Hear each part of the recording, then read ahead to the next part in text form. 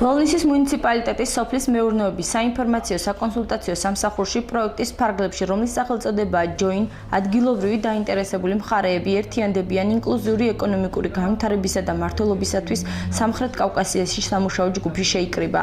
აღნიშნული პროექტის ფარგლებში სამუშაო ჯგუფმა, რომელშიც შედიოდა თვითმმართველობის სამოქალაქო სექტორის წარმომადგენლები და ფერმერები, გამოავლინეს ბოლნისის მუნიციპალიტეტში ორი პრიორიტეტული მხარე: ადრეული კარტოფილი და სარწყავი არხების მოწესრიგება და დღევანდელ შეხვედრაზე სწორედ ამ საკითხებზე იმსჯელეს.